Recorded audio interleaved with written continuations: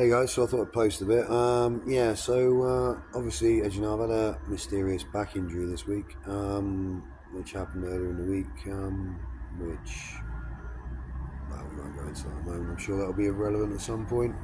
At the moment, it's not to me. So I was going to go into the gym today and train and just do my 6 days a week at the moment, but I'm having a bit of an epiphany. As everyone knows who's ever known me and known my training, I tend to change things to suit the way that the body's working at the time. So what I'm going to do is go to the gym. Sorry, standard procedure when you live in a bus station, you do understand this. And I'm going to write out a new workout. I'm going to drop it back to 5 days a week. And obviously, because my calorie intake is nowhere near as it should be. And I'm going to change things up a little bit in a different way. I'm going to go through, there is a textbook available at the gym at the moment. Hopefully it's still there, otherwise I'm just in there for a shower. And I'm going to have a look and see what I can pull out of the air in the book. I've always used textbooks as references for my training. I do tend to, grab hold of certain things and change them to suit my training, what I know about the way I lift. And it's always proved fruitful for me, shall we say. So rather than actually train today and try and bust the gut, considering I've spent the weekend not really eating a huge amount, running around doing certain things, should we say networking? Not really, just hanging out and making friends and communicating, the way it's supposed to be in the world. Actual communication. It's one of those things a lot of people don't seem to understand.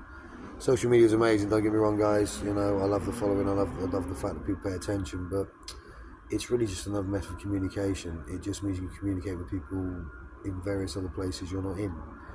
It's not really meant to be the idea of not communicating people in the local area you're in. I think that's probably the bit we've all taken for granted, but then COVID didn't help, did it?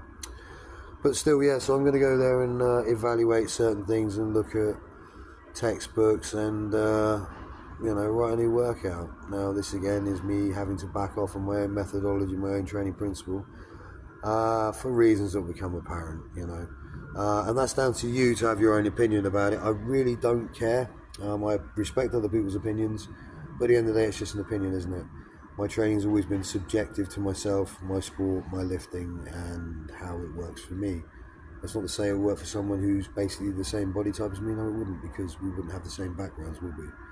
I think that's what people take for granted when it comes to training and writing their own routines, their own programs. It needs to be subjective to how you lift, how your lifestyle is, and what it is you have in your diet, the way your mindset is, your allotted time. All these things are relevant. Do you know what I mean? How you feel, all the rest of it, what's been leading up, what stresses you have in your day, how much time you have. All these things are so relevant. Anyone can have a generic workout and it will work for people, but it won't work as effective as something designed for an individual. And that's generally what I do with all my workouts. Anyone I've ever trained, I've always trained people generic to begin with and then found out exactly what I need to know to then design programs and prescribe the right sort of exercise for that individual. You also have to take into account whether people get bored of doing those types of training. It's really simple to say, well, we can all do this, it's boring, but this. But if you find an exercise someone really loves, then why not build a program based around variations on the theme? After all, the person's training shouldn't be a chore, it should be something you enjoy. Exercise should be enjoyment, it should be relaxation, it should give you that endorphin at the end of it, so really you feel better about doing it, and you should want to be able to do it, because after all, it's just progressing your health. Mentally, physically, even spiritually. You'll find some people will just have that way. I've been to the gym, I feel really good. I feel really good. Not just mentally, not just physically, but I'm so relaxed and my day's easier. Do you understand how it works for some people? I'm not saying everyone is. I'm a gym rat. I've always been a gym rat. That'll never change.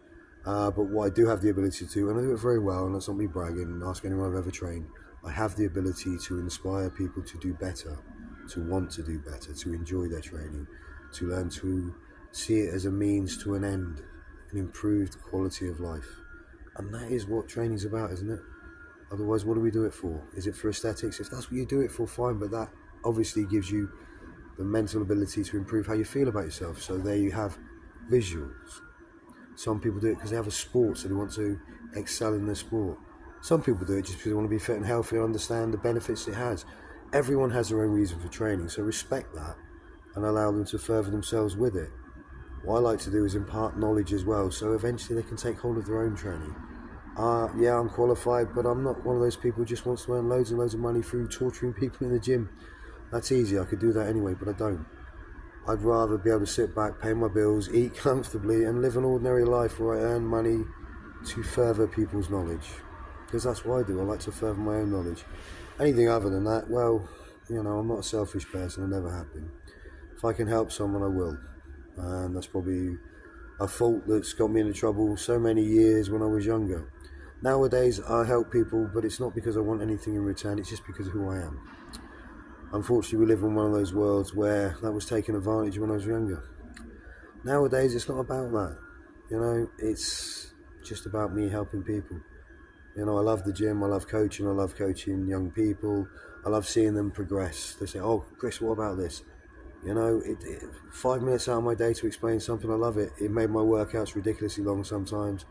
I spent 4 or 5 hours in the gym sometimes in Cornwall the other year, but it was good because they would come in. I would come into the gym and people would run up to me, Chris, I've just filmed me doing this. Okay guys, I'll tell you what, let me go and get changed first, and then my time's yours, not a problem.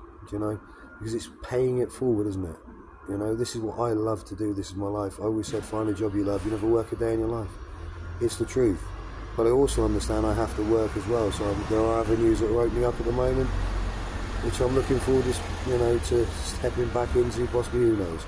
I really don't have any specific goals. At the moment, it's just about working with the local council, which is what I'm supposed to be doing, which is what I've been trying to do all year.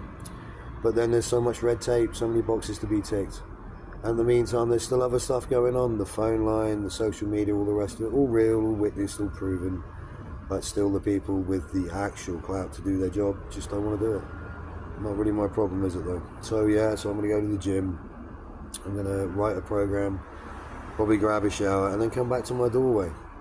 How do you do it? You must be so mentally strong. Well, mentally stronger than anyone else? Not really.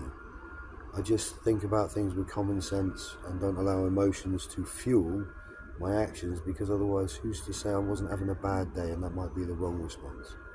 So yes, I feel the emotions, but at the same time I use logic and common sense, because at the end of the day, who wants to make a mistake that could cause something to happen to someone that might not be the right way? You understand my point, people? Hopefully you do. If you don't, yeah, you're an Eastie. I'm always here to talk, aren't I? Most people know where I live, I think. That's until the pigeons evict me. Hasn't happened yet anyway. Alright guys, see you later.